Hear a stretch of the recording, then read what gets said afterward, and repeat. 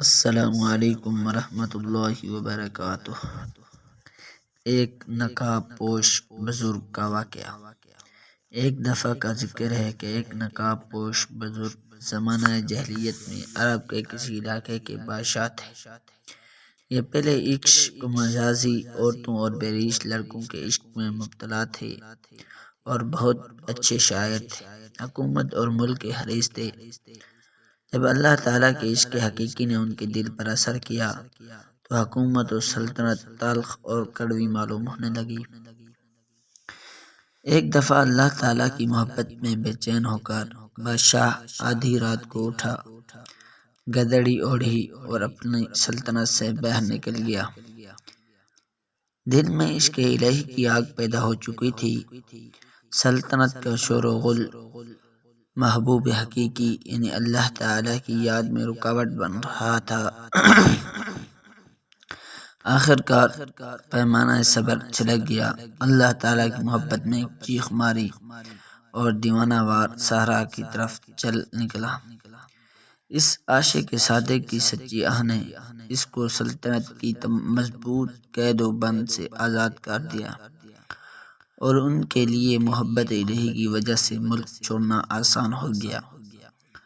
چنانچہ اللہ تعالیٰ کے ساتھ عشق الہی نے اس بادشاہ کو تخت و تاج سے بے راست کر کے آدھی رات کو جنگل کا راستہ اختیار کرنے پر مجبور کر دیا۔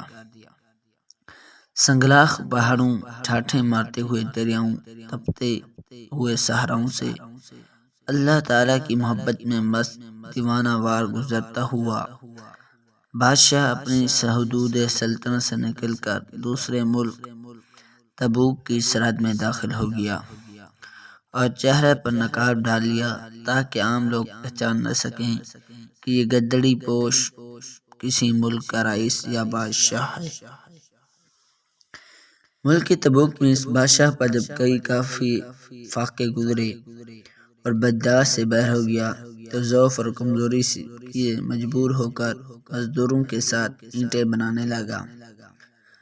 عام حالات میں اگرچہ چہرے پر نقاب پڑا رہتا تھا، لیکن جب کبھی ہوا کے جھونکوں سے نقاب ہٹ جاتا تو شاہی چہرے کا رعب اور جلال مزدوروں پر ظاہر ہو جاتا۔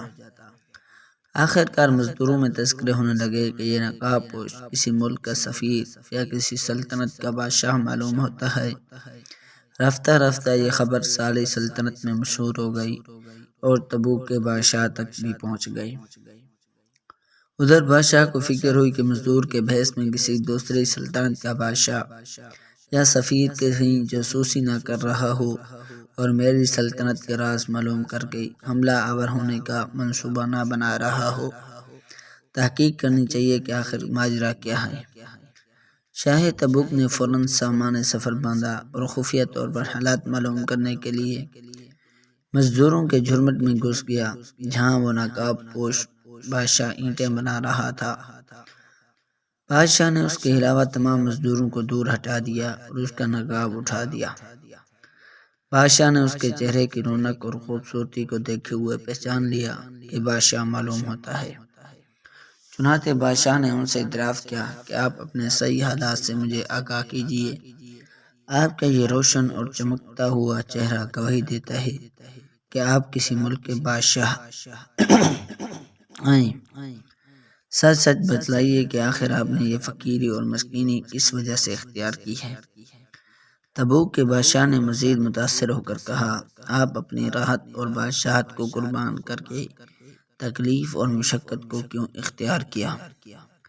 تبوک کے بادشاہ نے اس کے حوصلے کی داد دیتے ہوئے کہا، اے عالی حوصلہ، آپ کی اس ہمت پر میری یہ سلطنت تبوک ہی نہیں بلکہ سینکڑوں سلطنتیں قربان ہوں۔ مجھے جلد اپنے راز سے آگاہ کیجیے۔ بادشاہ تبوک نے درخواست کی، اگر آپ میرے پاس مہمان رہیں تو میری خوش نصیبی ہوگی اور آپ کے قرب سے میری ایک جان خوشی سے 100 جان کے برابر ہو جائے گی اور میرے لیے بڑی سعادت اور خوش نصیبی کی بات ہوگی۔ اس طرح بہت سی ترکیبوں سے تبوک کا بادشاہ فقیری کے لباس میں چھپے ہوئے بادشاہ سے دیر تک باتیں کرتا رہا تاکہ اس کا راز کھل کر سامنے آ جائے، لیکن راز و نیاز کی گفتگو کی بجائے اس نقاب پوش بادشاہ نے تبوک کے بادشاہ کے کان میں محبوب حقیقی اللہ تعالیٰ کے درد و عشق کی نہ جانے کیا بات کہی۔ اسی وقت یہ بادشاہ تبوک بھی عشق الہی سے دیوانہ ہو گیا اور وہ بھی اپنی سلطنت کو ترک کر کے اس نقاب پوش بزرگ بادشاہ کے ساتھ رہنے کے لیے تیار ہو گیا۔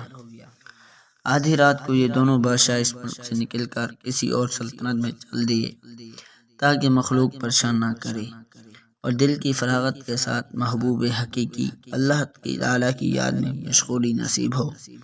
یہ دونوں بہت دیر تک چلتے رہے، یہاں تک کہ کسی تیسری سلطنت میں داخل ہو گئے۔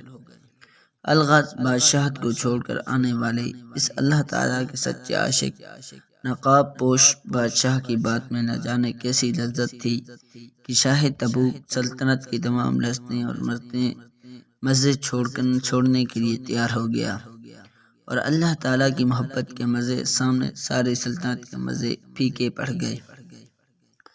مذکورہ واقعہ سے حاصل ہونے والا سبق۔ اس قصہ سے ہمیں یہ سبق ملتا ہے کہ دنیا کی تمام لذتوں کے خالق اللہ تعالیٰ کی عشق و محبت کی لذت ایسی لذت ہے کہ ساری دنیا کی لذتیں اور مزے اس کے سامنے کچھ بھی حیثیت نہیں رکھتے۔ نمبر 2، اس واقعے سے یہ بھی معلوم ہوتا ہے کہ اگر کوئی شخص عشق حقیقی یعنی اللہ تعالیٰ کی محبت کی دولت سے محروم ہو تو کسی ایسے کامل اللہ والا کے ساتھ سچی دوستی کر لے جس کا دل اللہ تعالیٰ کی محبت سے لبریز ہو، اللہ تعالیٰ اس کو بھی یہ دولت عطا فرمائیں گے۔ وما علینا الا البلاغ المبین۔